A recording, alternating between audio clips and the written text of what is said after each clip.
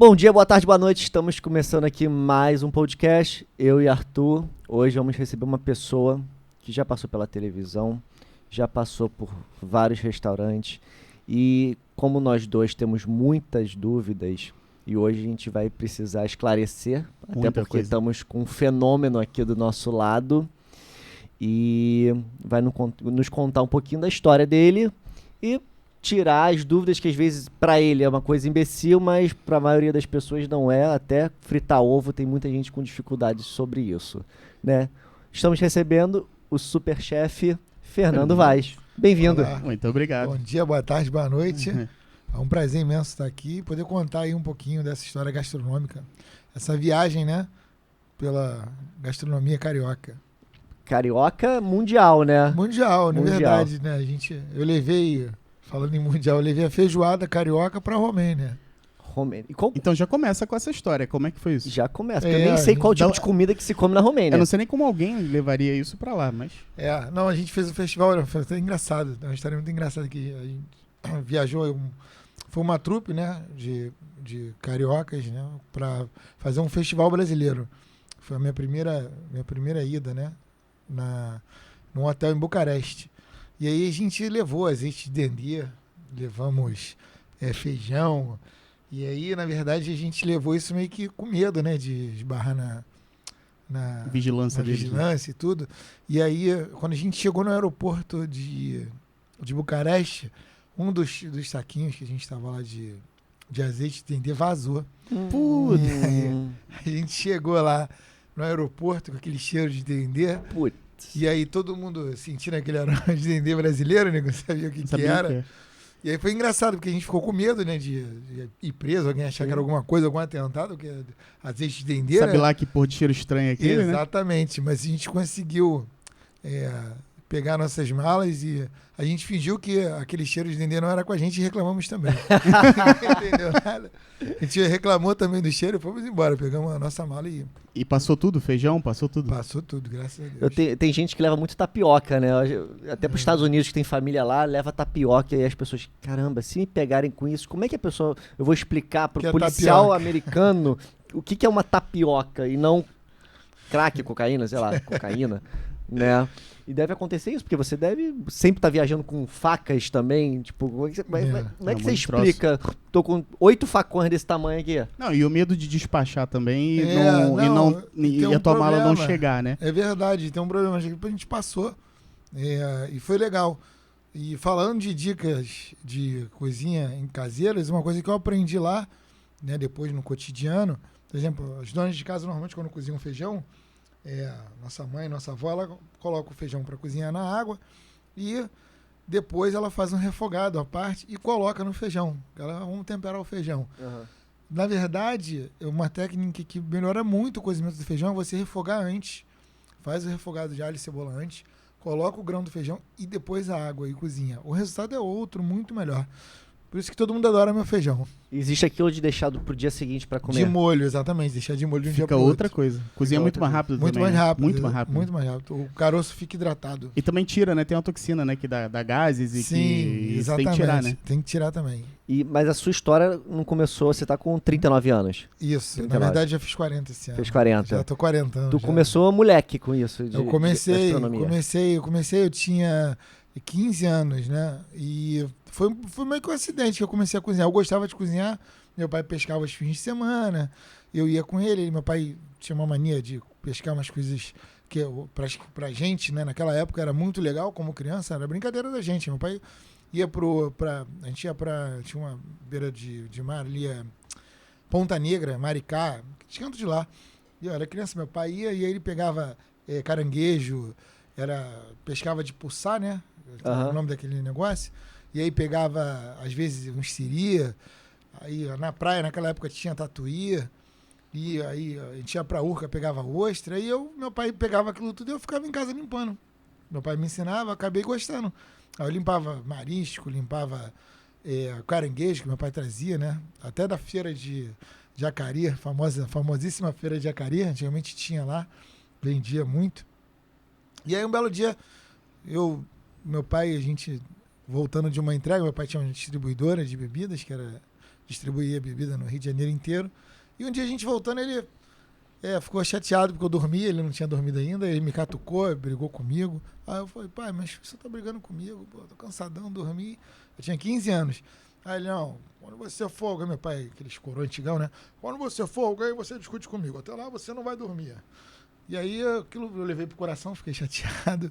Na mesma semana eu comecei atrás de alguma coisa para fazer. Naquela época, a melhor profissão que tinha para minha idade era o office boy. Era a profissão do momento.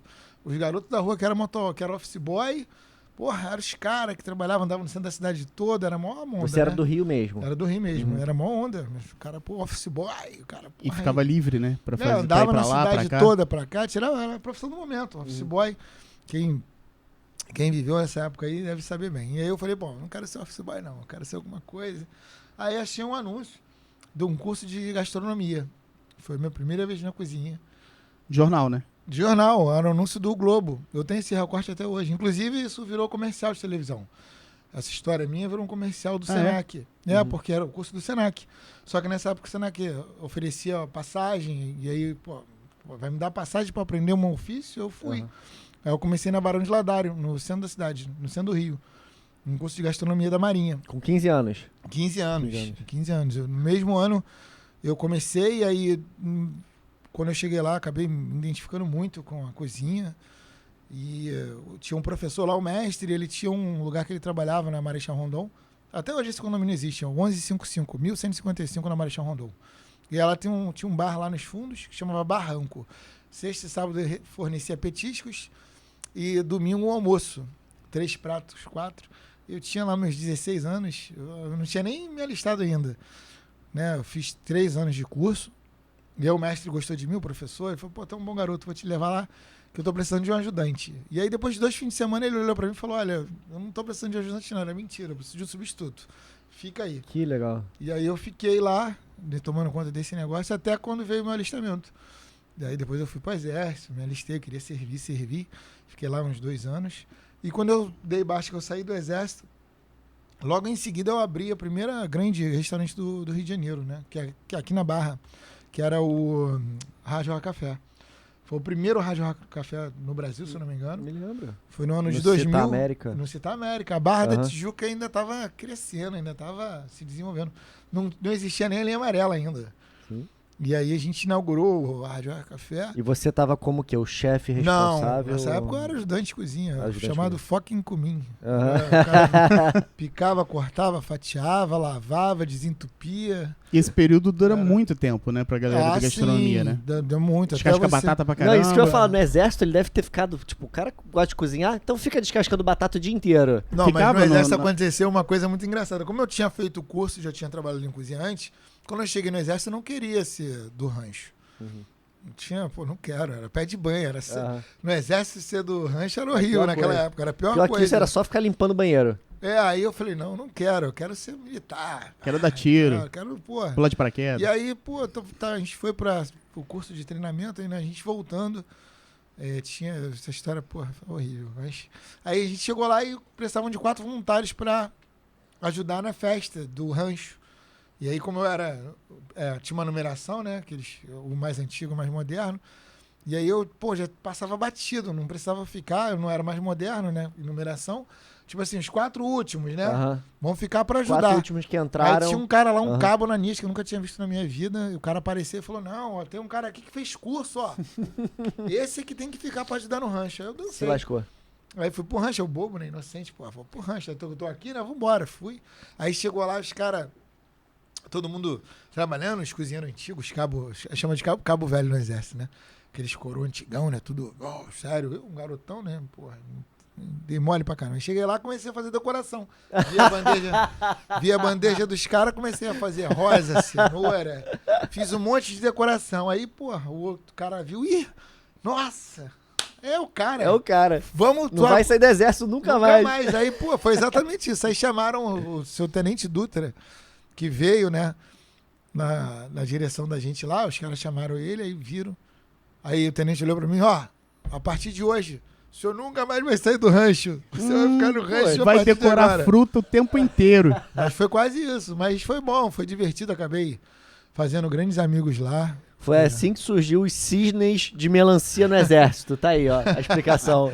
Mas foi muito divertido, essa época foi engraçado. E eu acabei também descobrindo que a gente, né, tem muita força interior, porque foram muito tempo de muitas horas de trabalho lá. Uhum.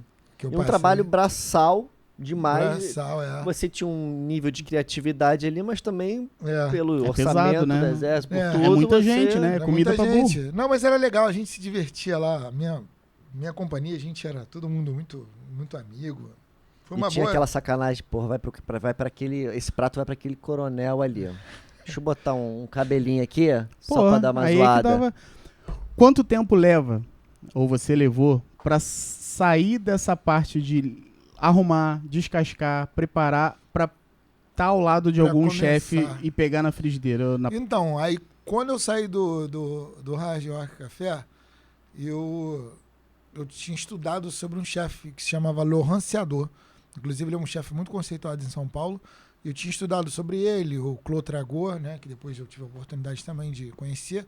E aí, eu não estava satisfeito no Hard Rock Café, porque era comida padrão americano, né? Era lanche, Big né? Sanduíche, hambúrguer, aí tinha uma estação era de uma linha pizza. de produção ali que você montava aquilo e acabou. E aquilo aí eu queria crescer, né? Eu sempre quis aprender mais, eu sempre quis conhecer mais. Se você me chamar, a gente, pô, Fernando, vamos ali, tem uma loja ali, eles vendem um negócio que tu nunca viu na vida, eu vou. Então eu tô sempre indo. E aí eu descobri que esse chefe abriu um restaurante no próprio Città América, que era o Kinect, né? E aí ele vinha de São Paulo, tinha toda aquela coisa, Lohan desbanca São Paulo, vem pro Rio. Eu falei, vou agora. Pensei 2 vezes. Comecei a trabalhar com ranceador. Foi aí que a minha vida gastronômica começou. Porque até então, tudo que eu tinha visto de cozinha era a cozinha que as pessoas conhecem como comum. Cozinha do dia a dia. Então foi meu primeiro restaurante gastronômico. E nessa época também, não tinha tanta variedade, principalmente Rio de Janeiro. Rio de Janeiro nunca foi o berço para novidades. Não tinha. Né? Só conhecia quando viajava alguma coisa diferente. Quando viajava, ia pra São Paulo, né? Que você tinha o que não nessa época, os restaurantes... São Paulo é um lugar à parte do Brasil inteiro. Nessa época, os restaurantes que tinham, que eram conhecidos, era o Garcia Rodrigues, na época, né? O Satiricon, que ainda tem até hoje. E alguns desses restaurantes, tipo... Nessa época tinha... Né, o restaurante que foi o restaurante que realmente mudou a minha vida, né? Foi quando eu tive um mestre, onde toda a mística da cozinha se faz valer. Porque aí o Lohan abriu o restaurante, eu fui trabalhar de ajudante de cozinha ainda. Eu ainda era ajudante. Ganhei minha primeira promoção para segundo cozinheiro. Tem um registro, tem essa foto. Ganhei essa promoção para segundo cozinheiro no restaurante dele. E... o restaurante não deu certo, porque um dos sócios, um dos donos, eles não se entenderam com o chefe, eles não conseguiram na época, no ano era 2000, né? Não conseguiram se entender muito bem lá, e o restaurante, por fim, continuou, mas mudou o conceito. E aí deram a opção de quem queria continuar com um novo conceito e quem queria, né, seguir em frente, porque não era gastronômico. O chefe Laurent Ciador me convidou, na época, para ir a São Paulo, na época... Meu pai tinha recém-falecido, eu não estava confortável de ir embora, deixar minha mãe. E acabei que eu falei com ele, não, eu quero ficar. Ele me deu uma lista com 3 restaurantes para eu procurar. Um deles era o Le Précatelin, do chefe Roland Villar. O outro era o do Claude, o Olympe. E o Les Champs-Élysées, do Dominique Remond.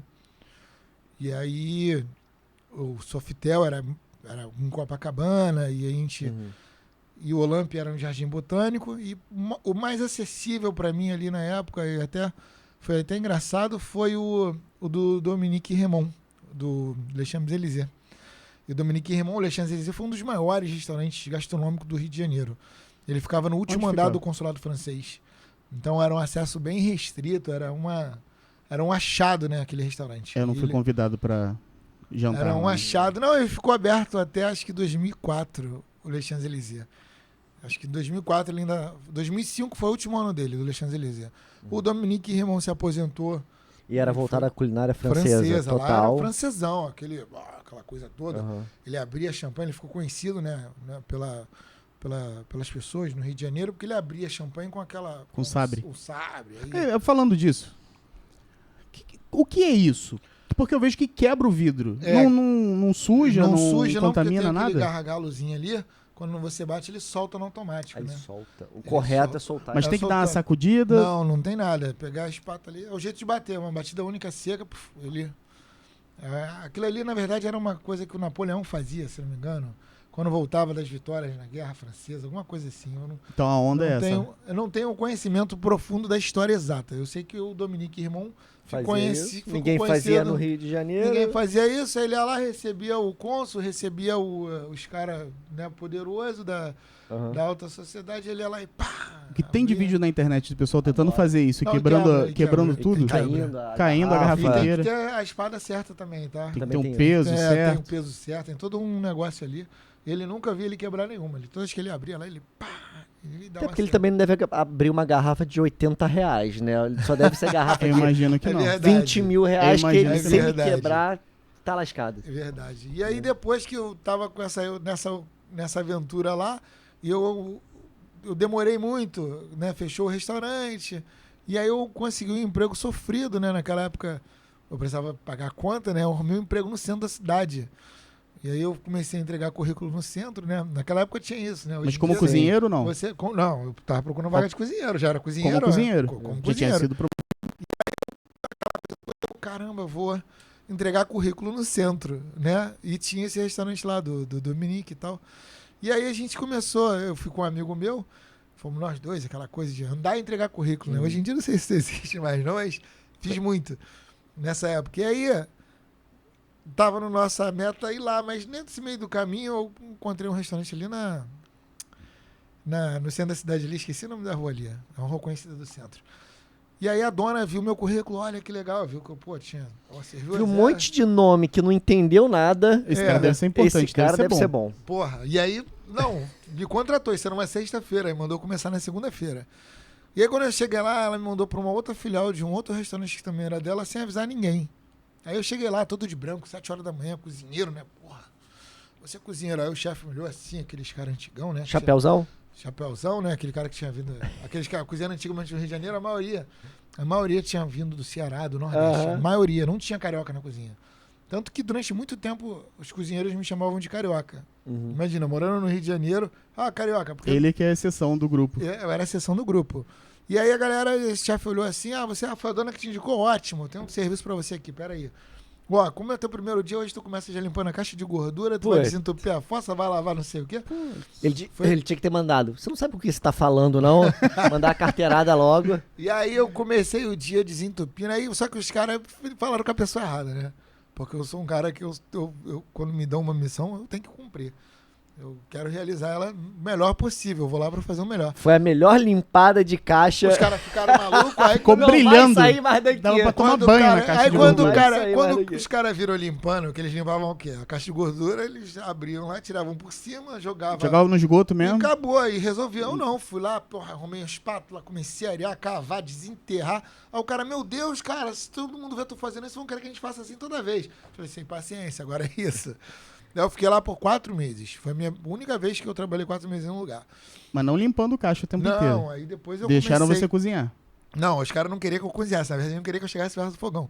E aí, no segundo dia, no primeiro dia eu não consegui vir nada, só faxina. No segundo dia, eu cheguei mais cedo do meu horário para poder conseguir chegar na cozinha. Aí eu limpando tudo, observando os caras trabalhar, porque antigamente tinha gente que escondia a receita na cozinha.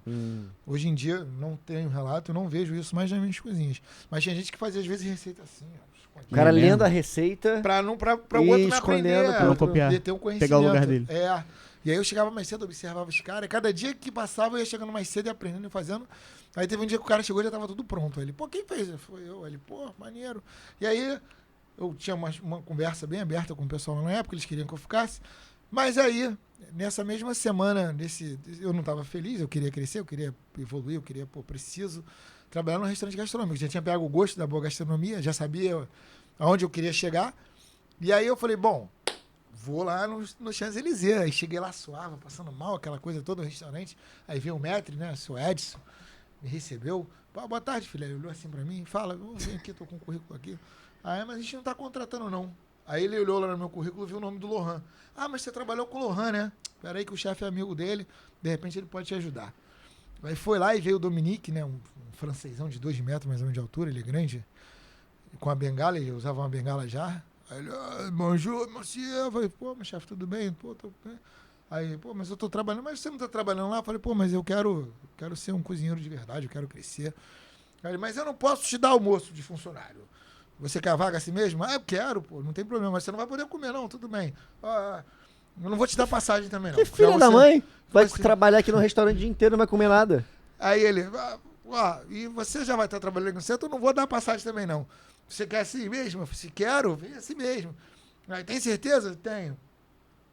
Então tá contratado. E aí, na verdade, era só uma brincadeira dele. Era o teste, era o teste. Testando ver se tu Era só uma queria mesmo. brincadeira Então dele. desculpa xingar você. Não, era só uma brincadeira dele. Então você tá contratado. E aí, ali foi quando eu comecei realmente a me tornar um profissional gastronômico. Foi quando eu realmente entendi que tinha uma mística de você ter um mestre, assim como tem as pessoas às vezes não acreditam, né? Quando tem aí, por exemplo, um exemplo essa série de hoje em dia, o Cobra Kai, tem o Miyagi-Do, a filosofia de tu ter um mestre. Na gastronomia, todo profissional cozinheiro, ele pode ser autodidata, mas ele precisa parar um tempo do lado de algum mestre, de algum instrutor, de alguém que ensine, que mostre, olha, essa receita é assim, porque ela é feita assim. Contar as histórias da receita. Seguir uma referência, né? Então, e aí essa referência se tornou conhecida, né? Se chama Escola Antiga. E essa Escola Antiga tem alguns chefes que estão nela. Tem uma gama de chefes hoje no Rio de Janeiro, franceses, uns brasileiros, Itamar Rubens, Damien Montesset, Pascal Joly, Frédéric Monnier. São todos chefes que têm, assim, uma referência gastronômica muito forte. Porque assim, isso é uma bagagem que os caras têm de 40, 50, 60 anos na cozinha. E aí você chegando com 20 anos, você não vai ter essa bagagem. Não vai, e aí a faculdade não te ensina isso, o curso não te ensina isso. Só quem pode te passar esse conhecimento é de mestre para aluno, e aí você precisa tomar um tempo do lado dele. Você não consegue ser um cozinheiro e trabalhar 8 horas por dia e ir para casa. Você nunca vai ser um grande profissional, porque demanda tempo, demanda conhecimento, demanda força de vontade. E aí o Dominique Rimon me acolheu, eu virei o discípulo dele, fiquei conhecido como discípulo do Dominique Rimon, e eu fiquei com ele lá por uns 3, 4, 5 anos, eu fiquei do lado dele uns 5 anos, e aí chegou um determinado momento que ele falou, olha, Fernando, agora você chegou no seu máximo, e eu não tenho mais conhecimento para lhe passar agora, eu não consigo mais que você fique aqui, eu preciso que você continue evoluindo, porque você tem um talento, você precisa seguir em frente. E tem um lugar que eu queria que você fosse, acho que é um lugar que você vai continuar crescendo. E foi dito e feito, ele me indicou para o Roland Villar, que eu tinha conhecido num concurso, no Gourmet Show. Na época, o Gourmet Show foi em São Paulo, era para eleger um dos melhores cozinheiros do Brasil. Na época a gente ficou em 3º ou 4º lugar. Foi muito bom. Eu lembro que eu cheguei lá para participar do concurso, o restaurante da gente era um restaurante que não estava tão bem estruturado financeiramente. E a gente foi para concorrer com os restaurantes ricos de São Paulo. E aí a gente chegou lá, os caras estavam com mala de faca, uniforme, bandeira do Brasil, todo equipado, e eu, com uma doma velha, uma camisa branca de cozinheiro velha, furada aqui embaixo, e uma faca com a ponta quebrada. Para concorrer, e ainda fiz frente, né? Na época a gente ainda fez frente. Foi longe ainda, né? Foi fantástico, foi uma aventura. Esses teus 4, 5 anos de aprendizado, só pra galera que quer seguir o mesmo caminho que você, quantas horas de cozinha ao lado do teu mestre? A gente chegava lá normalmente 8h30, 9 horas da manhã, alguns dias 7, e assim, não tinha hora pra sair não. Dias de semana, que era o dia mais tranquilo, ficava um pouco menos, saía lá 8, 9, 10 horas da noite, e os fins de semana era... Como tinha um teatro, né? Tem um La Maison de France, a gente fazia de 8 da manhã até o final da noite. Então, pelo menos uma média de uns 14 horas de cozinha, pra quem tá achando que é moleza. Por aí. Eu via muito nos programas, mostrava a história de todos os chefes, né? Que de manhã cedo acordava 5, 6 da manhã, ia pra feira pra escolher os melhores legumes pra levar pro restaurante, né? Ver o peixe, as frutas.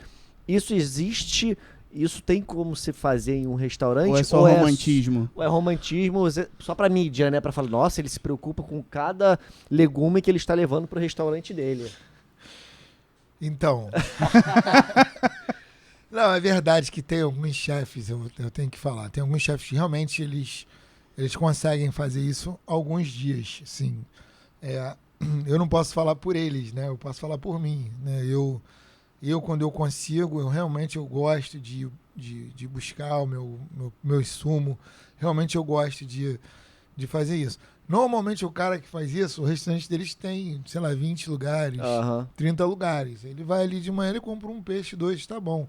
No restaurante que eu trabalho hoje, a gente compra meia tonelada de salmão, então... Não tem como. Já tem certo, como. Né? Você fica desfalcado também, pode ficar desfalcado. Né? Não tem como eu realmente comprar tudo isso no dia a dia. Não é uma cantininha italiana que você vai lá e prepara... Não, mas eu acho legal isso. Tem uns caras que tem até a própria horta.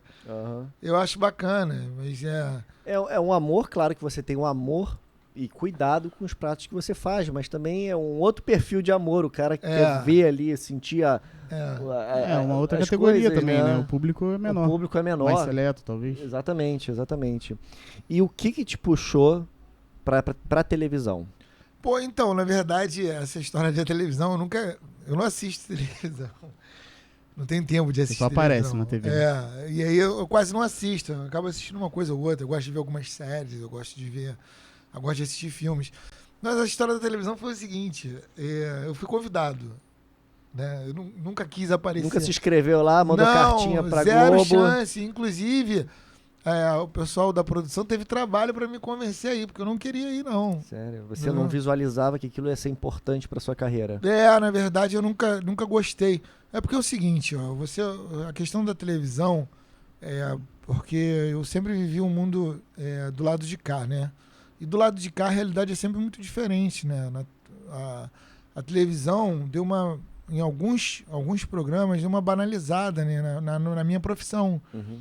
E a gente lutou tanto, demorou tanto tempo para chegar onde a gente conseguiu chegar, um cozinheiro, né? E aí você vê que, às vezes, você encontra... Vou dar um exemplo em números, né? A cada 10 alunos que fazem faculdade de gastronomia, um deles só duram 1 ano ou 1 ano e meio na profissão. Porque nem todo mundo aguenta começar 14, 15 horas por dia. E aí o cara vai fazer a faculdade motivado pelo cara que tá na televisão. Eu quero ser chefe. Eu vou ser chefe. Quero ser um Claude da vida. Na verdade tem um caminho até aquilo ali. Na verdade, tem que descobrir 2 coisas antes de começar isso, que é muito importante para você que quer fazer gastronomia, você que quer seguir na carreira profissional de gastronomia. Primeira coisa que você precisa saber, as datas mais importantes da vida você vai estar ocupado. Uhum. Páscoa, Natal, Réveillon, aniversário, dia de sol, esquece. Você vai estar dentro da cozinha nesses dias. E não vai ter ninguém para mudar isso para você. E você sente assim, meu amigo só me chama para ir para a festa dele porque eu vou cozinhar as coisas? Também, isso aí acontece. Mas hoje mas isso aí é normal. Mas aí, então, vamos lá, só voltando. A Globo te achou lá a produção. Isso. E aí, na verdade, eles foram... Que tem um restaurante lá que na tem verdade, chefe. foi assim, o que aconteceu, que eles convidam, né, os chefes, né? A maioria dos chefes são convidados. A maioria não, todos, até onde eu sei, não sei, mas a maioria foi convidados. Então, acho que algum deles vão nos restaurantes, visitam e escolhem os chefes. Uhum. É assim que funciona. Não é inscrição, não. Na primeira edição, pelo menos, eu não sei se teve alguma outra forma. Eu sei que eu fui convidado, como as outras pessoas foram convidadas, os outros chefes. Sim. A gente foi convidado. E aí eu quis entender o formato. Não queria que fosse algo que denegrisse a imagem da gastronomia. Então eu me informei para ver se não era algo banalizador. Porque assim, falando sobre isso, eu assisti várias vezes aquele Hell's Kitchen. É Gordon? Gordon Ramsay.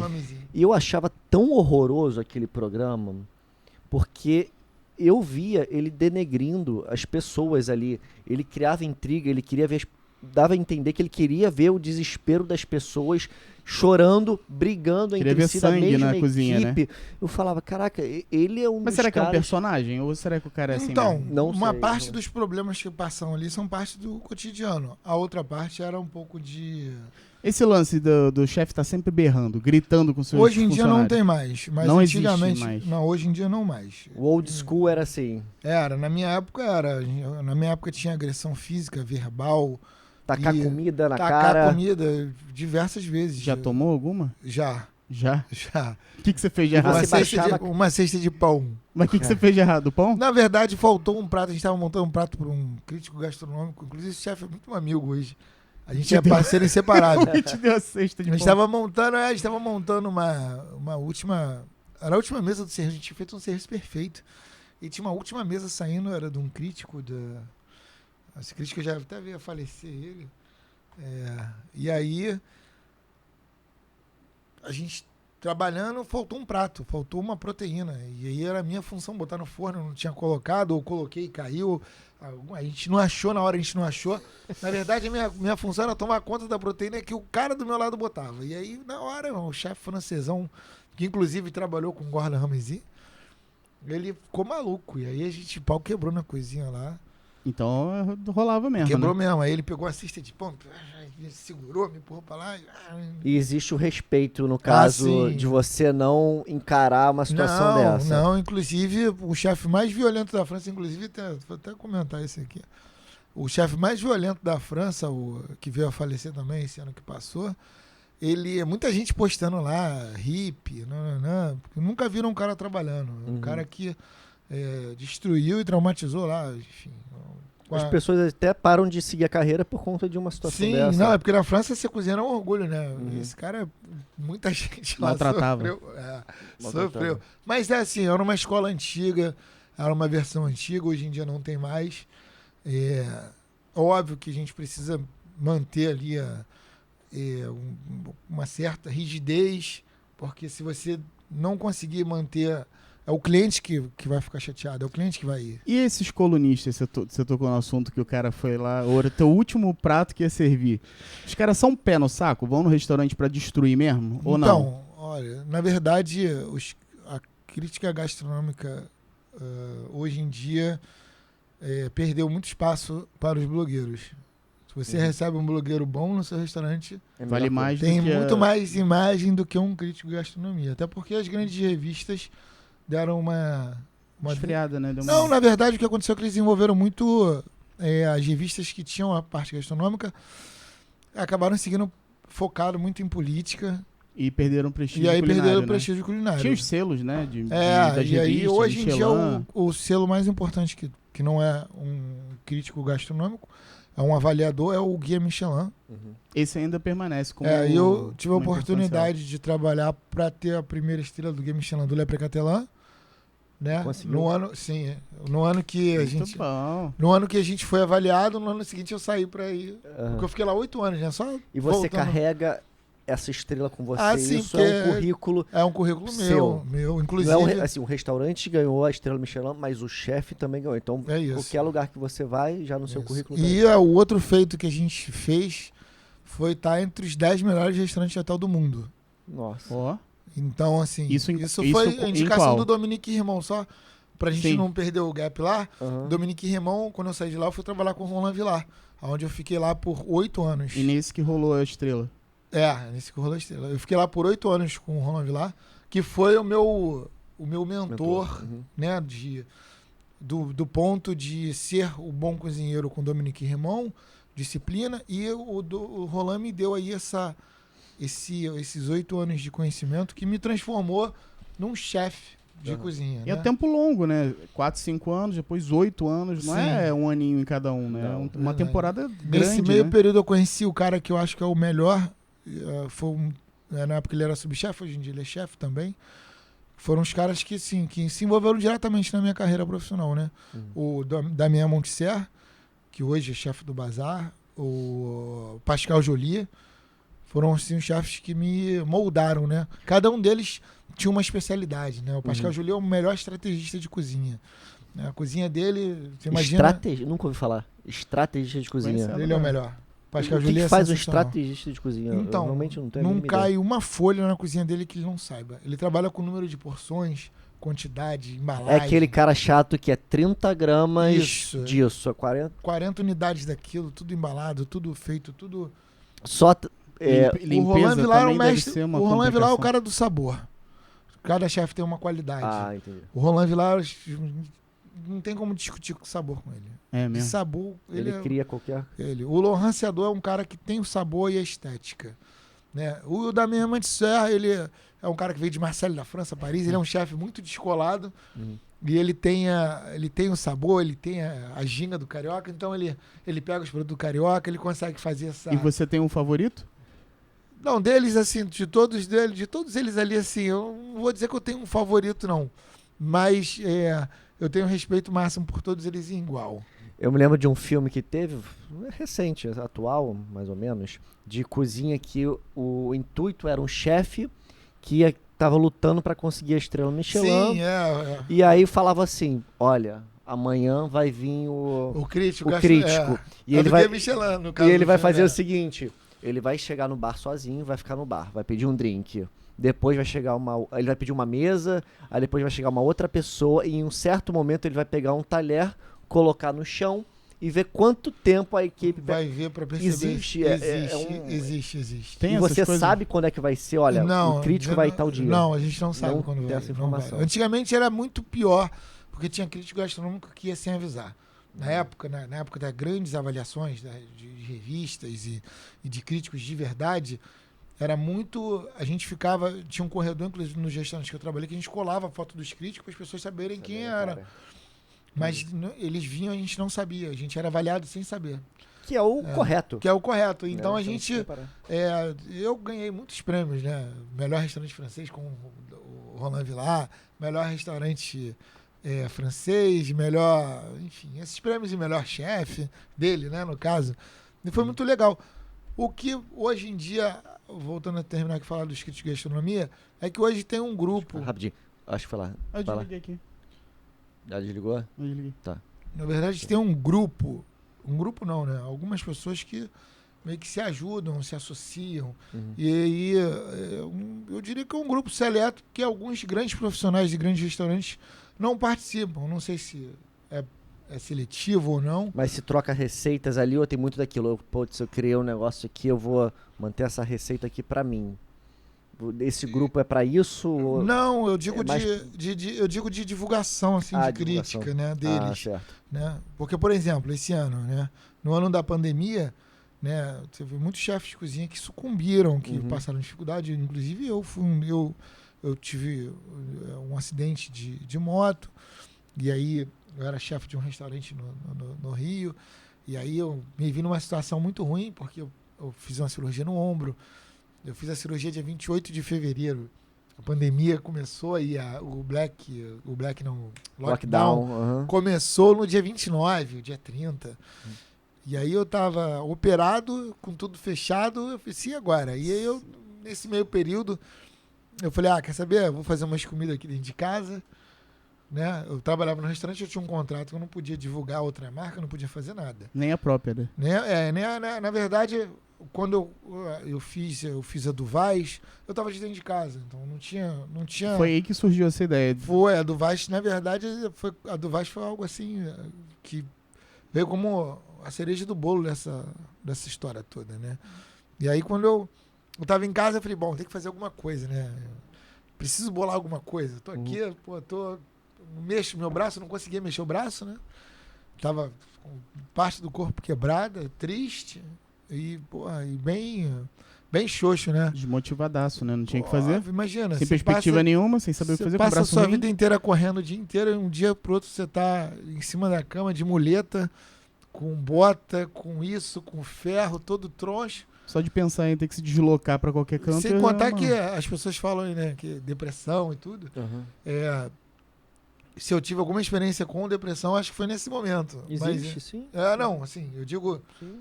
que baixa uma tristeza, né? Baixa. E essa Esse foi tristeza o ponto profunda. pra galera ficar deprimida mesmo. Sim. E tem vários relatos da Exatamente, galera. é isso que eu tô falando. As pessoas falam de depressão, então esse é um ponto que eu posso falar, eu sei como uma pessoa está deprimida. Você não via uma luz no fim do túnel. É isso, você não vê nada. E aí você vai no médico, o médico fala, olha, você nunca mais vai mexer o seu braço na vida. Imagina. O seu braço, a partir de agora, você vai ter 30% do movimento dele.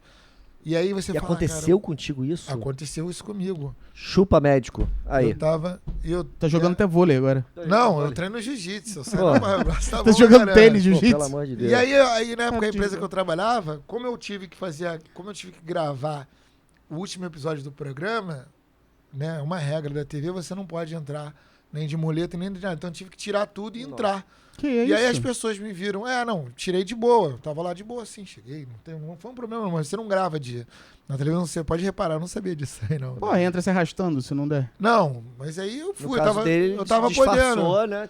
Mas eu tava podendo entrar. Não. Foi opção minha, eu podia. Entendi. Dava pra tirar. Eu pensei que não pudesse. Podia tirar. Tirar pra tomar banho, dava pra entrar. Só que aquele momento em que eu apareci para as pessoas que sabiam que eu estava acidentado, que eu apareço lá sentado, dando tchau com a mão, caralho, ele tá bom. Ele não tá acidentado, é mentira. Pô. E aí eu tinha todos os meus problemas e mais esse. Porra, só que faltava, né? Juro, eu recebi uma carta da minha empresa para eu justificar a minha ausência. E aí, porque eu apareci sem tipóia, porque eu tava... E eu vi você abraçando todo mundo. Eu vi essas coisas. Eu falei, caraca. E aí falei, não, preciso mudar, cara. Preciso fazer alguma coisa. Aí, o que eu faço de melhor?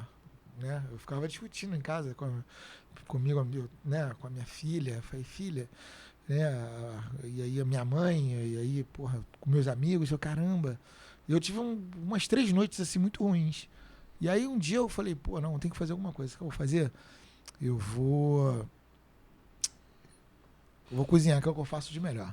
E aí eu fui, arrumei umas embalagens, liguei para os fornecedores que eu tenho. Falei, cara, tem umas embalagens legais aí e tal. Comprei, trouxe. Peguei o cardápio que eu bolei lá, que as pessoas gostavam. Algumas coisas que eu tava fazendo em casa, umas receitas que eu postava. Postei. No primeiro fim de semana eu tive 30 entregas. Aí eu chamei um amigo que estava desempregado. Você postou na rede social tua? Dizendo o quê? Tô fazendo comida para entrega. Tô fazendo comida para entrega. Quem quiser pedir, tá aí o cardápiozinho. Mas você sentiu que isso foi uma queda do seu ego? Do tipo, caramba, eu tô fazendo quentinhas? Ou não? Ou você viu, porra, é uma oportunidade muito foda para eu divulgar meu trabalho, continuar fazendo o que eu amo e crescendo? Não, na verdade eu vi aquilo ali como... Eu não vi nem... Eu vi como comida, eu vi como gastronomia. Uhum. A forma com qual eu servia ela... Né, as embalagens, né, o nome quentinha parece ser depreciativo. Sim. Né? Inclusive, as pessoas nunca chamaram o menu do Vaz, né, a comida que eu faço, de quentinha. Desculpa. Mas foi o primeiro. Mas eu vejo que eu vejo que os cozinheiros têm tanto amor pelo que fazem que não importa onde eles estão cozinhando e nem o que estão cozinhando. A comida já é exatamente. O que vale. Não, né?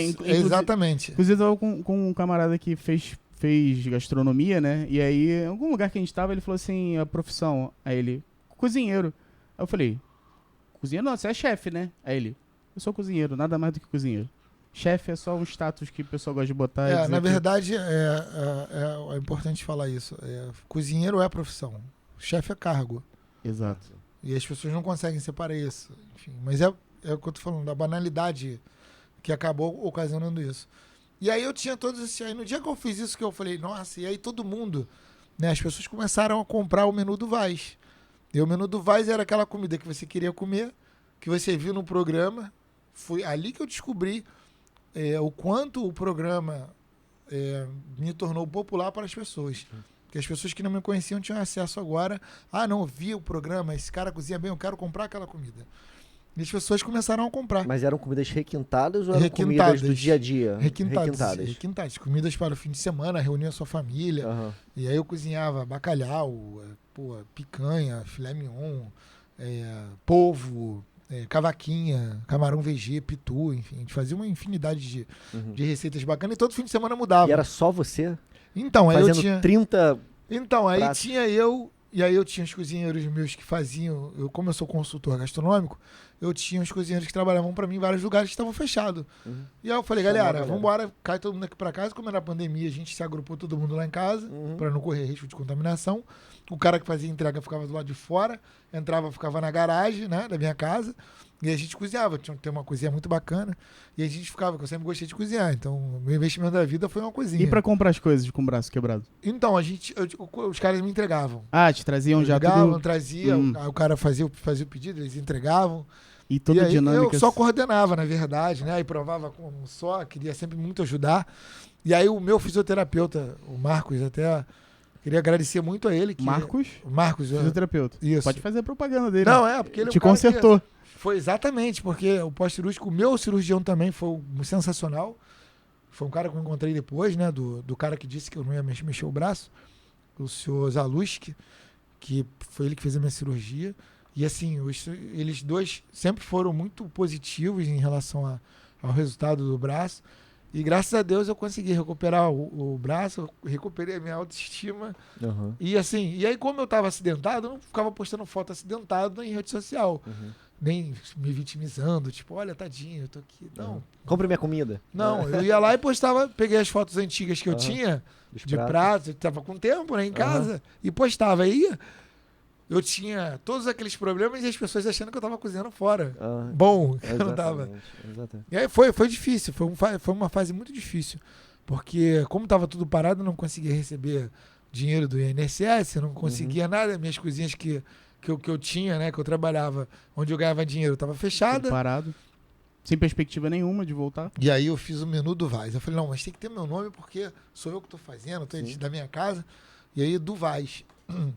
E aí o negócio virou uma febre, né, entre as pessoas. E as pessoas gostavam porque era eu que estava cozinhando. E aí eu fazia vídeo para as pessoas. Olha, seu pedido, eu estou fazendo aqui, mostrava. E aí a pessoa podia ver em tempo real, cozinhando para ela. Aí, pô, é uma onda demais, né? E aí as pessoas começaram a comprar. E aí, como eu treino na Rio Fighters, é uma academia do Milton Vieira, que é um ex-atleta do UFC, do Pride, que é um excepcional ser humano. E aí ele tinha uns atletas dele que iam lutar e precisavam perder peso. E aí eu tinha uma cozinheira que trabalhava comigo, que tinha pedido para eu ajudar um amigo dela, de uma outra academia. Pra competir, mas pra perder peso. Aí eu falei, olha, eu posso até fazer, mas primeiro eu vou falar com o meu time, porque eu sou amigo do meu time. Se eu vou fazer pro estranho, eu vou fazer pro conhecido. E aí eu falei, pô, meu time te interessa? Tu acha legal, cara? Pô, ele, cara, você que sabe e tal. Aí, pô, os atletas dele começaram a lutar. Todos eles bateram peso. E aí, as pessoas que frequentam a academia, as pessoas que queriam emagrecer começaram. Aí eu lancei, né? Eu já tinha o menu do Vaz, eu lancei a dieta do Vaz, que era um acompanhamento nutricional, né? O médico nutricionista fazia a medição lá de proteína, carboidrato, etc. E a gente colocava aquilo de uma forma gostosa. Em vez de o cara comer arroz integral cozido na água sem e graça, sal, comia uma coisa rebuscada, exemplo, uma coisa gostosa de verdade, né? O marombeiro compra lá, ele compra batata doce e peito de frango. Aí pensa numa receita, roti de frango com nhoque de batata doce. É a mesma batata doce, só que feita por um chefe de cozinha. Fantástico. E aí a gente começou a atender esse público. E até hoje tá ativo, né? Tá ativo, funciona total. Menu do Vaz, a gente tem uns clientes que já compram semanalmente. Mas aí como é que compra? Você entrega tudo congelado? Como é que é? Não, a gente só entrega fresco e a gente entrega tudo agendado. Então, se você ligar agora, olha, eu quero comer agora, você não vai conseguir. Se você ligar, agendar, a gente vai pegar as suas preferências. Quanto tempo? De um dia pro outro. De um dia pro outro, rápido. Dia pro outro. E aí você entrega a quantidade que a pessoa escolher. A pessoa pediu. Só que o diferencial do menu do Vaz é que da dieta do Vaz, é que você configura a sua comida. A gente tem a nossa receita, a gente dá uma sugestão. Vou dar um exemplo. De uns clientes que eu atendo. Eu tenho um bacalhau. Esse fim de semana que passou, a gente botou uma sugestão de bacalhau. Bacalhau assado. Batata, cenoura, ovo de codorna, azeitonas. Chefe, eu não como azeitona preta. Olha, eu gosto do bacalhau com brócolis. A gente faz do jeito que você gosta. Não, mas que mimo, hein? E aí as pessoas... muito luxo. E as pessoas adoram, porque tem gente que não gosta de verdinho. Tem gente que produção não come azeitona. Tem gente que não gosta de... olha, eu gosto que use azeite de trufa, eu não gosto. Então, é um personalizado. E você não pode também fazer congelado, pelo menos eu tenho essa visão, que eu já passei por isso no caso de uma pizzaria, eles não faziam entrega. Porque ele falou assim, se eu entregar para você, você não vai ter aquela experiência de você comer aqui. Eu não digo nem experiência do ambiente, da comida fresca. Isso Então é você verdade. quer entregar o teu fresco não congelado, porque se o cara for descongelado no micro-ondas no dia seguinte, uma semana depois, não vai ter aquela qualidade, aquele sabor E aí ele que não vai, você exatamente. quer passar, né? E aí ele não vai entender que é por conta do processo de congelamento. Aham. Mas se ele deixar na geladeira aí uns 3, 4 3 pratos, dias, tá 3 de boa. dias, tá 3 de dias boa. tá de boa, 3 né? dias tá A de comida boa. se mantém Mano, mantém perfeito. Uma geladeira boa, tranquilo. e esquenta micro-ondas. Micro-ondas. Micro-ondas. No menu do Vaz, as embalagens esquentam no micro-ondas e no forno. Na dieta do Vaz, só no micro-ondas. E faz diferença? O que você recomenda? Que esquente Então, no forno ou no micro-ondas? Nos 15 anos atrás, tinha um preconceito do micro-ondas na alta gastronomia. É um fato. Cozinheiro que há 15 anos atrás, 20 anos atrás, se o cozinheiro usasse micro-ondas, ele Tava ia ser banido. condenado, banido. Tem outro preconceito que eu vejo às vezes alguns falando por aí, repudiando o uso de leite condensado. Por que isso? Não, leite condensado é nacional, é super bom e tem que ser valorizado. Mas os chefes de fora eu vejo que tratam isso com descaso. Ah, não, você usou isso, você não sabe fazer doce. Não, na verdade não. Tem que usar leite condensado. Pode usar. Sim, tem que. É Sério? saboroso. Eu acho que tudo que tem sabor você pode explorar. Eu fui num restaurante, eu tinha naquela época que peixe urbano bombava, né? Então todo mundo comprava peixe urbano. Eu vou num festival de fondue. Eu falei, porra, que maravilha, festival de fondue, não me lembro, R$30. Eu falei, vou comer que nem um porco. Aí cheguei lá no festival, o cara botou como é que a água não, a banha, o óleo, né? O óleo, um dedinho de óleo, um potinho de carne, um potinho de frango. Aí eu, beleza, ficava ali, comi. Gostaria demais. Ele, não, aqui é festival, meu amigo, aqui não é rodízio, não.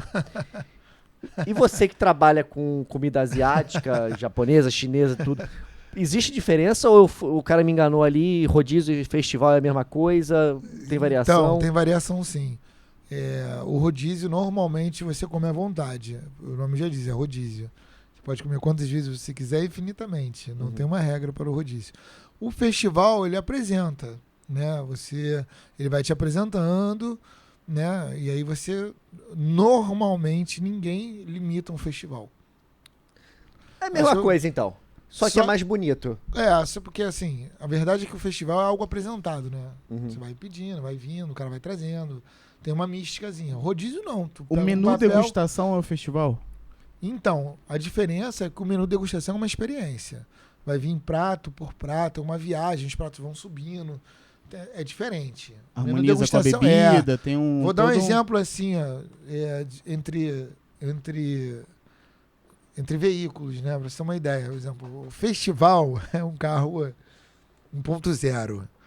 Né? O rodízio é aquele 1.0 ruim. E o menu de degustação é o 2.0 turbo. 1.0 turbo. E hoje no seu restaurante você trabalha com? Hoje eu tenho o menu à la carte, aí eu tenho os combinados do chefe.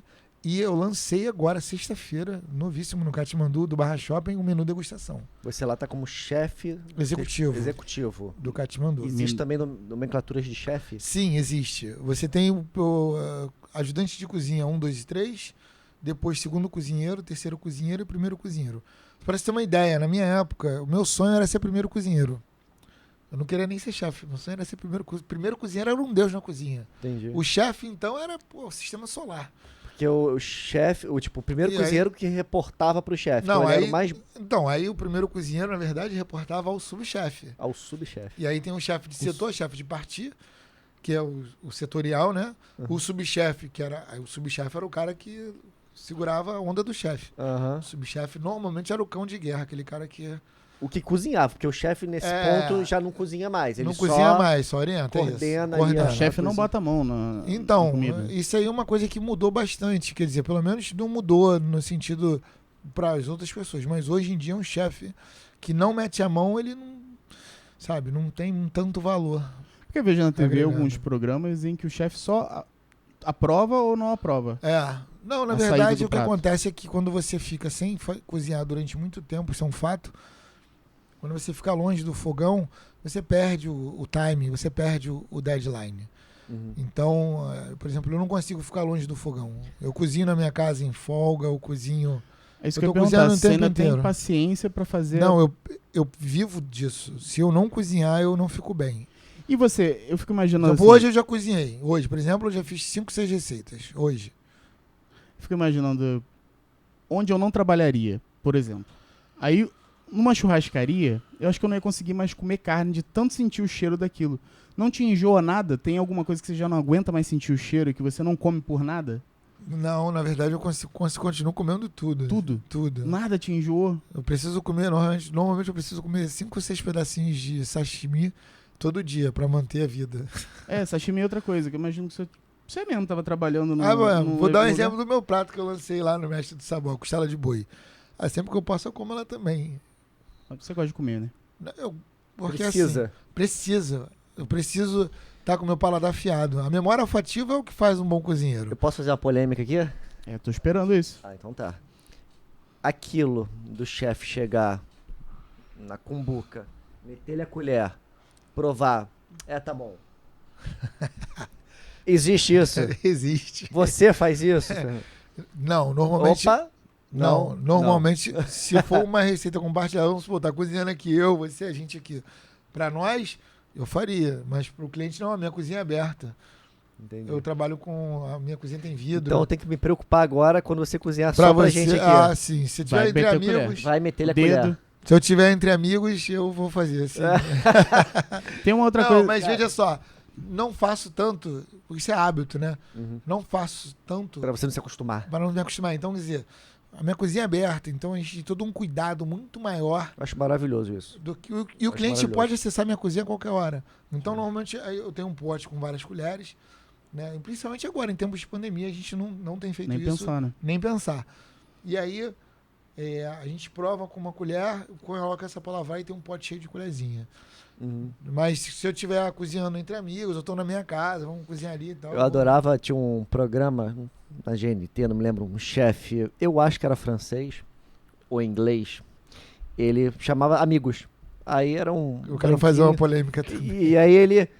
mas era muita porcaria. Eu falava, eu não vou comer isso nem a caceta, porque era tudo. O cara metia a mão, metia a língua, mete tudo. Eu falei, caraca, que nojo você assistir isso, né? Então, o dia que você cozinhar pra mim, por favor, você faça isso na cozinha sem eu ver, por favor, pra eu fingir que nada aconteceu. Qual é a polêmica? Então, ele quer lançar de lá também. Eu vou lançar aqui. Eu quase não assisto televisão, então quando eu tava acidentado, eu acabei assistindo. E uma dessas puladas de canal fechado, eu caio num programa do Rodrigo Hilbert. Uhum. E aí ele, por acaso, nesse dia ele estava ensinando a fazer maionese. Eu queria muito saber como ele conseguiu fazer aquela maionese mexendo só com a colher. Ele colocou a gema, um pouquinho de azeite, sal, o de limão, mexeu 3 vezes e entregou a maionese pronta. Eu queria aprender essa receita. O corte de câmera foi muito bem feito ali, né? O cara botando a batedeira. Eu queria aprender essa receita. O braço é biônico, vocês que não percebem. Aquele cara ali não existe. Mas ele cozinha bem? Você como... Eu só posso falar se eu provar a comida dele. Porque assim, parece que o cara é maravilhoso, né? Na televisão eu não consigo avaliar, não. E tem muitos chefes, tem uma história de um chefe que foi fazer um programa, foi fazer um talk show, ele fez uma receita e eu fui de apoio, né? Até o Alain Rimão. E aí chegou lá na hora, ele tava temperando alguma receita, né? E ele fez isso aí que você falou. Provava uma, provava 2, provava 3, ele colocava sal, colocava sal, provava. Com a mesma colher. Aí ele chegou, olhou pra mim e falou assim, não sei, não consigo acertar o sal disso aqui. Eu falei, você tá usando açúcar, chefe. Trocou o sal pelo açúcar. Muito bom, muito bom. Agora, essa galera que agora tá querendo já há tempos de gourmetizar tudo, devido ao programa MasterChef, por exemplo, que, né, tornou-se tudo gourmet, né? E eles até coíbem esse linguajar de chamar algo de gourmet. Mas eu acho que muitos viraram críticos culinários.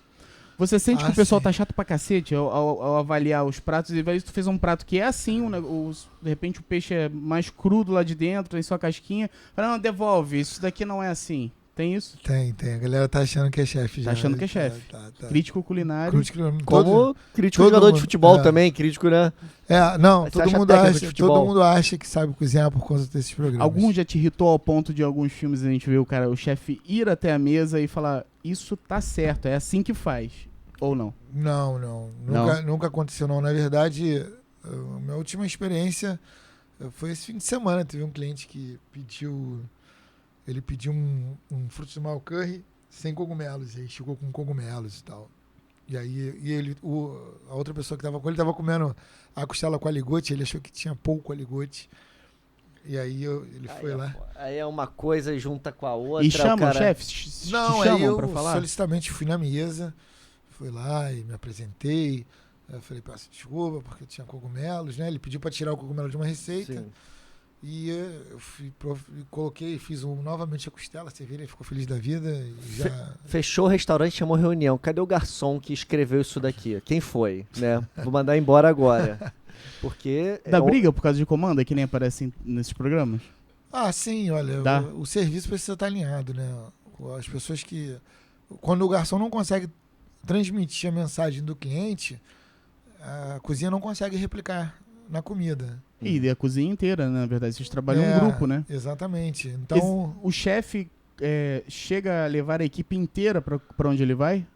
Não, mas as peças-chave sim. Quem seriam os... o subchefe, os 2 primeiros cozinheiros. Esses vão juntos. Deve ser um desespero pro restaurante, né? Digamos, um outro restaurante faz um convite, né, pra você trabalhar. Tá bom, eu vou, mas eu levo meus Normalmente 2, 3 tem uma ética de aqui. conduta, né? Se dá um prazo, negocia. Treina a equipe também. Conversa. Tudo é conversado, né? Tem gente que rouba funcionário mesmo. Da cara dura. Eu, por exemplo, já sofri muito com isso. De preparar uma pessoa preparar e o cara ir embora. Isso aí acontece. E você chegou... Qual é o ponto onde você quer chegar? Ou você já chegou nesse ponto de... Hoje você está num restaurante no Rio de Janeiro com um grande nome. Né? Você já ganhou a sua estrela Michelin, que eu acho que é uma conquista também. O que mais você quer fazer, Fernando? Conquistar? Ou não, isso aqui eu quero manter o que eu tenho hoje? Eu agora, assim, eu quero invadir São Paulo. São Paulo. Quer ir pra São Paulo? Eu queria, futuramente, não agora, mas eu queria levar a gastronomia, a minha gastronomia para São Paulo. Porque a sua gastronomia é muito específica. Né? Como é que é? Tem um nome. Franco-asiático. Franco-asiático. Franco-asiático. Eu ia falar africano. Na verdade, foi essa conjunção aí da técnica francesa com a paixão e a técnica asiática, né, por assim dizer. Então eu gosto muito dos insumos. Eu sempre gostei muito de japonês, mas a comida japonesa, para mim, faltava um pouco de tempero, faltava um pouco de sabor. Mas é cultural deles, não é uma crítica. Mas a porção você conseguiu aumentar também, ou eu vou chegar lá e vai comer uma porçãozinha dessa que vai custar R$100 e eu vou ficar com fome? A porção tá aumentada já, eu gosto de comer bem. Então, eu sempre achei a cozinha asiática muito boa de tempero, mas um pouco sal. Então, eu sempre achei que faltava gosto ali. Né? Vou dar um exemplo de coisas que eu desenvolvi, né, na cozinha francesa para asiática, né? Quando você come um nigiri, vocês conhecem como sashimi. Ah, tá. É nigiri. É o sashimi. Sashimi não. Sushi. Ah, o sushi. Sushi. Sashimi é só o peixe. Só o peixe. Inclusive eu fiz um vídeo mostrando como faz sashimi. O nigiri... Tá no Instagram? Tá, eu vou postar o vídeo. Tá postado no do Katmandu. Então o nigiri, né, por sua vez, né, você faz o arroz, né, o arroz japonês, e aí tem uma receita que eles fazem, mas aí se você coloca o arroz e o peixe, você obrigatoriamente tem que usar o shoyu. Mas você consegue fazer, por exemplo, um nigiri único sem ter que usar o shoyu. Entende? Por exemplo, você tempera já entre o arroz... por dentro, como passam aquela raiz forte, né? Você pode colocar uma raiz forte. Tem N coisas que você pode fazer. Então, acho que o Katmandu é muito isso, né? Os nigiris, os próprios sushis e os próprios sashimis têm sabor único. Já estão temperados, né, entre o arroz. Já, você consegue comer uma peça. Você come da maneira tradicional? O seu íntimo, você sozinho lá, você pega com a mão, você molha ao contrário o peixe, você faz essas coisas, bota na língua invertido. Não tem certo, eu faço certo. Faz assim? Eu faço certo. Nossa, mas eu não costumo com isso. Mas é o melhor dos mundos. Sabe o que eu tô Sim, de botar o wasabi antes. Não, botar o sashimi e molhar a pontinha só com ele virado de cabeça pra baixo, enfiar na língua o peixe primeiro e o arroz virado pra cima. Eu não consigo acostumar com esse gosto. Eu faço aquela poça de shoyu com wasabi, né? Eu faço uma maçaroca ali. Não pode isso? Pode isso? Não é que não pode. Não pode, Eduardo. Não pode. Eduardo. Ele vai me olhar mal lá de dentro da cozinha, ele vai ver eu comendo e ele vai falar, não quero no meu restaurante essa pessoa. Tem uma coisa que eu gosto, que eu assisti, que eu vejo, é que as pessoas... Hoje, assim, as pessoas não têm o hábito de usar as mãos pra comer, né? Então, não sei o que. Mas é uma coisa você diz, mãos tipo árabe, assim, comendo? Você diz de botar a mão na comida. E aí, mas eu acho isso muito importante. Você ter algumas coisas, por exemplo, eu tenho no meu menu degustação que eu lancei, eu tenho um pratinho que tem uns chips. Que é um não, chips esse é na mão direto. Esse é na mão. Mas te juro, tem gente que come de jardim. Mas o sashimi, o pessoal não costuma nunca pega. Sashimi ninguém vai pegar com uma mão. Por que não? Se pega pergunta pro chefe. Então, os asiáticos têm costume com a mão, Eduardo. Com a mão. Fora da pandemia. Passou o álcool já. Não, mas a questão toda é isso, é cultural. Então tem coisas que eles fazem, por exemplo, o pad thai da Tailândia. É maravilhoso, mas se a gente for lá na Tailândia comer o pad thai, a gente não consegue comer. Por causa da pimenta. É muito apimentado. E eles também estranham muito, né? Porque eu já vi muito vídeo de youtuber que trouxe amigos ou conhecidos de lá pra cá e que o cara... Que é isso que eles estão fazendo? Ele nem reconhece a comida. Aquilo ali, o que a gente serve aqui, nós estamos acostumados a ver e comer em rodízio, A brasileira é muitas receitas, né? Ele nem reconhece como a comida oriental. E você diz que aquilo ali é comida japonesa, ele fala, não, isso não é. Isso é outra coisa que vocês inventaram. Não, eles criam o nome da peça, né? Vocês só estão... Joey Ho, não sei o que. Quem inventou de botar morango no sushi? Não, no morango isso aí já deu muito problema. Morango? É porque para o vegano... Não, mas manga também é foda. Não. Porra, manga é horrível. Mas a manga ainda combina com cani, eu acho. Eu acho péssimo manga. Não, mas veja só. As pessoas banalizaram muito tudo. É aquilo que eu falei. Quando você tem uma escola, esse é o ponto básico da escola. Quando você tem uma escola que eu digo não é escola de estudo, não, escola que é um formato de aprendizado, né? Os caras aqui, vou dar um exemplo, vocês trabalham com música, os DJs de antigamente, da época por exemplo, do Marlboro, eles desenvolveram um formato, alguns têm umas técnicas que vêm daquela geração dele, né? Os caras se atualizaram, mas aquela técnica que ele tem... A raiz não foi rompida, né? Não foi rompida, então aquilo faz dele uma base forte, pra ele nunca fazer uma cagada musical, vou dar um exemplo. Como essa de botar um morango no meio do Exatamente. Mas assim, eu acho que isso bate um pouco até com o que ele faz. Ele cria coisas. Em algum momento, um chefe botou um morango, ou caiu um morango, ou não tinha manga, botou morango... Ficou bom. Mas só o morango? E jogou ali. Tu já viu esse? Arroz, a água e um morango no meio. Não, esse eu nunca vi, o que isso tem a ver? Esse eu nunca vi. Não, esse ponto de ter bom senso é muito disso, né? Os grandes chefes como Paul Bocuse falavam isso já, né? Tem muito chefe de cozinha que ele sabe fazer... ele não sabe fazer um bom frango com batata.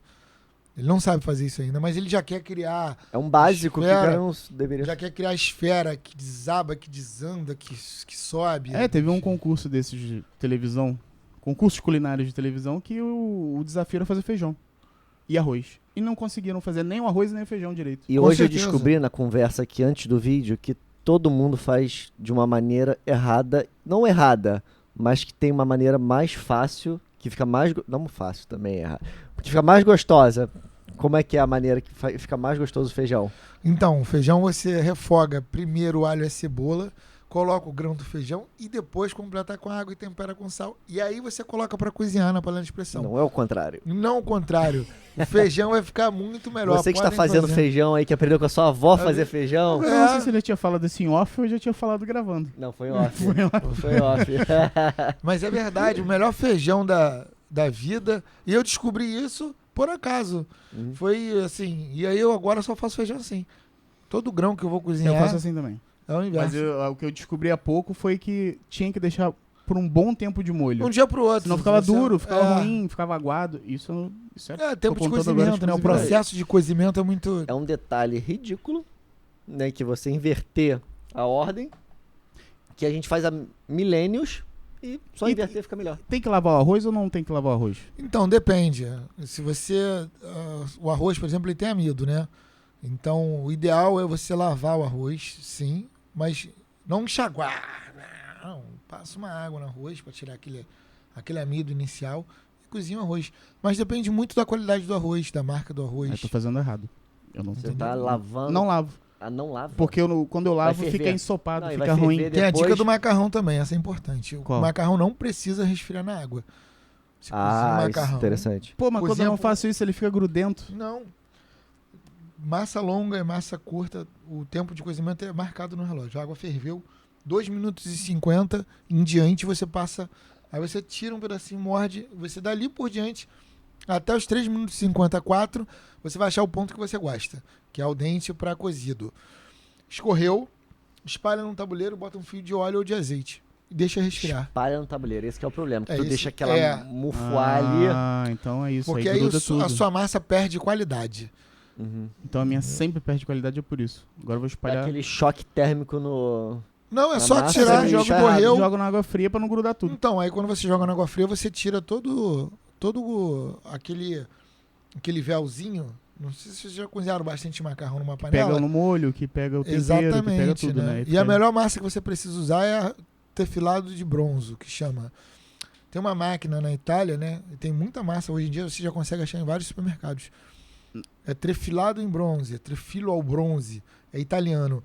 É uma máquina, ela faz um friso fininho na massa. E aí quando você coloca o molho, aquele molho adere na massa e ela fica muito mais saborosa. Mas vende ela seca ou é na Seca, parte de massa de grano resfriados? duro. Pode ir no mercado que você gosta. Tem marca específica ou não? Tem algumas que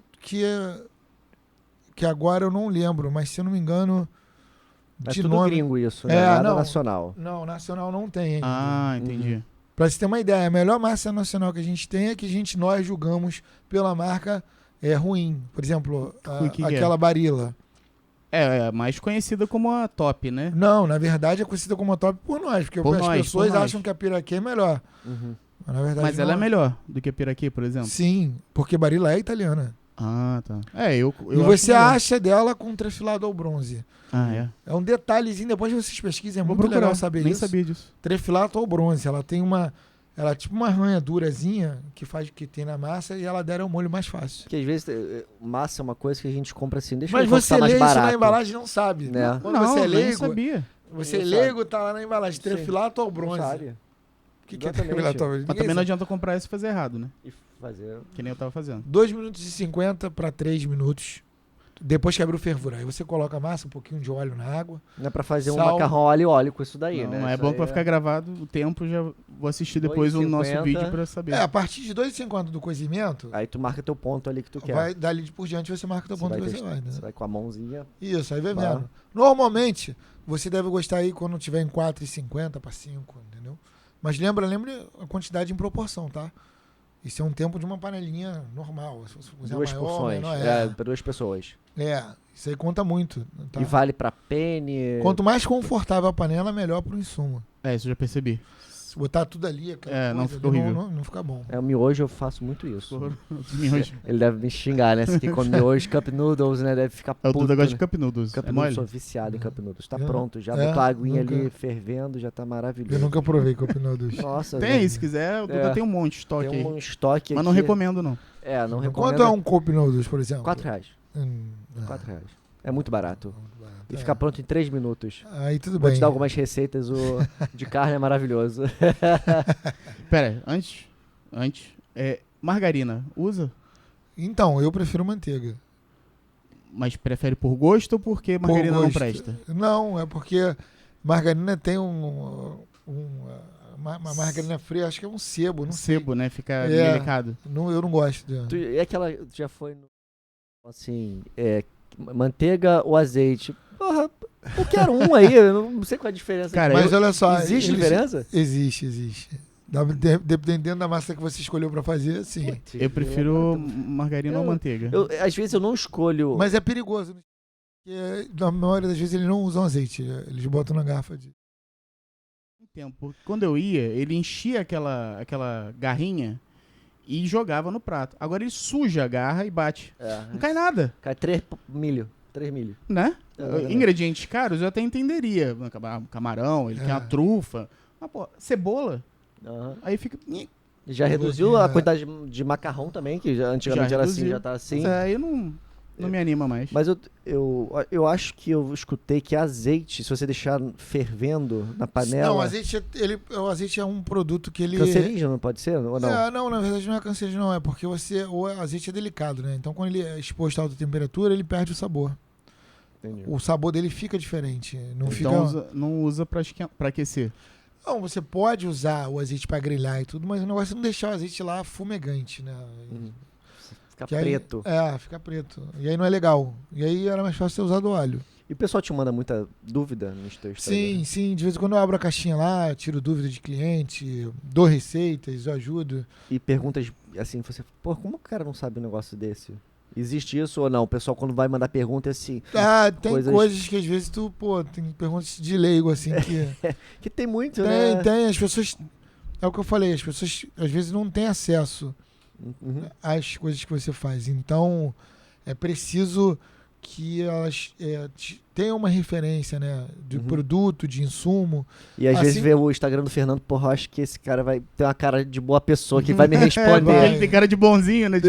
Na época do programa as pessoas ficavam indignadas porque eu respondia, né? Ela, nossa, você me respondeu. Eu falei, sim, por que não? Por que não? Ela, não, porque outras pessoas não respondem. Inacessível, né?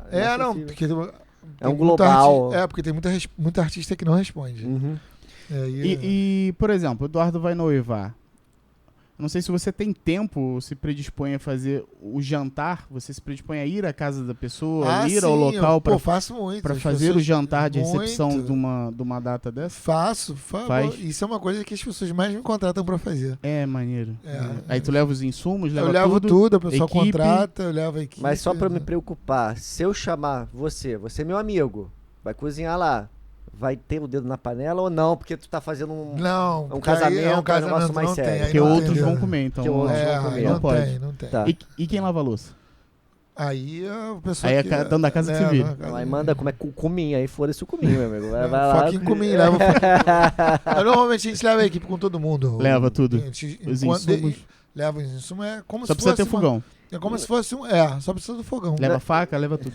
Leva tudo. Não, e é bom pra pessoa viu ele falando que assim, você paga caro porque são 15 pessoas ali, uma hierarquia. É uma equipe, né? Não é assim, não é qualquer um. Pega um cara ali e fala, vem me ajudar. E acabou.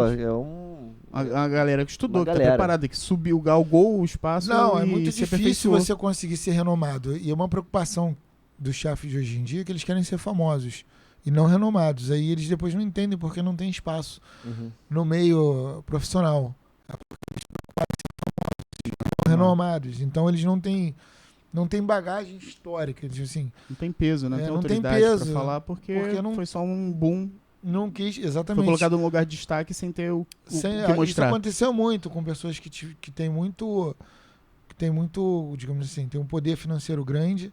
E aí não, vou ser chefe de cozinha. Eu desconfio de uns aí que aparecem na TV também. Compra uma jaqueta bonita, bota lá e tal, conhece bastante gente. Tá lá, dando entrevista, falando de... Bonitão, fazendo... Pode falar palavrão? Fazendo merda na televisão. Sim. Você pega muito erro, nego, fazendo besteira? Quando eu assisto assim, eu vejo algumas coisas assim bizarras que... Você sabe que tá ruim. Você sabe que a pessoa comeu mentindo. Porque tu conhece o produto, tu conhece o sabor. Você sabe que aquela combinação não deu certo. Sabe que tá ruim, sabe que tá amargo. Não tem jeito. Sabe quando tu, tipo assim, vou dar um exemplo de leigo. Você vê uma pessoa abrindo um limão e chupando o limão e falando, nossa, que delícia, esse limão tá doce. Você sabe que não tá. Não tá doce. Eu vejo muito uma coisa que é engraçada, tirando o tal do menos é mais, que só se fala nisso agora, a questão do sal. Eu vejo, me parece que os chefes preferem comer comida no limite do sal, pra não salgado, do que com menos sal do que deveria. Tem essa relação ou é só impressão minha? Não, a minha relação é servir a comida pronta para a pessoa comer. Sempre. Nem com menos, nem com mais. Tem que estar perfeito. Esse é o ponto. Se você coloca uma comida na mesa e você precisa acrescentar sal com a mão, alguma coisa está errada. A comida que é servida pelo chefe, ela tem que estar... Tem. Inclusive, por exemplo, eu nas minhas cozinhas, eu faço meu próprio sal. Que luxo. Por exemplo, sal fino, ele tem uma densidade de iodo, né? Falando em química... Né, diferente do sal grosso. Então, sal grosso é mais saboroso. Então, eu, por exemplo... E faz menos mal, dizem, né? Aí, por exemplo, eu trituro meu sal grosso, e aí eu coloco umas especiarias, eu trabalho com curry, com um pouco de... você que produz o pra meu cada sal, tipo de prato. Eu tenho meu sal temperado, meu próprio sal. E eu tenho uma pergunta. O que o nurse... É nurse que fala? Nurse... O cara da carne. É nurse, né? Não sei Eu como é sei que o se nome pronuncia. dele. Eu já sabia. Aquilo é o quê? É sal que ele joga ali? Você sabe? É sal. Ele pega um sal grosso Mas ali, tem mete gente um que faz salzinho. carne e depois bota o sal. Eu, quando testei isso, achei horroroso. Não, na verdade, aquilo ali é um must, virou uma marca dele. Virou uma marca. Você já pensou em ter uma sua? Não, uma coisa que eu... Não, faz uma a coisa que eu lambada, faço, alguma eu faço coisa? a foto do meu prato sempre assim. Então já tem uma marca. Uma foto, assim. Já tem a marca. É o meu prato, assim. A garra do Wolverine aí. Já tem. Não é. Você já pensou em escrever um livro? Na verdade, isso foi... Contando essa história toda assim. Na verdade, isso começou por causa do meu ombro ruim, né? Aí eu fazia o Só tinha como mexer Só tinha um aqui. aí eu fazia a foto assim antigamente, né? Aí depois eu fazia uma receita, eu botava a foto do prato assim, aí não tava com o ombro ruim, eu E ficou bom. E ficou legal. Não, ficou bom, deu certo. Tem uma foto lá postada assim. Foi bom. Mas você já pensou em escrever um livro com as suas receitas? Com as minhas receitas e com as histórias que a gente não conta, né? Que as pessoas Ninguém sabe. Ninguém sabe, as pessoas precisam descobrir muita coisa aí da história da gastronomia carioca. Sim. Né? A gente já fez muita coisa milagrosa. Por exemplo, eu fiz Rock in Rio, E aí tem muita história de bastidores. Não, e acha que você tá onde tá, assim, ó. Foi apadrinhado, alguma coisa, não sabe o que você sofreu. A gente fez a Olimpíada, a gente tomou conta de 7, 8 casas daquelas da Argentina. Maravilhoso. Eu fiz evento para 10 mil pessoas, né?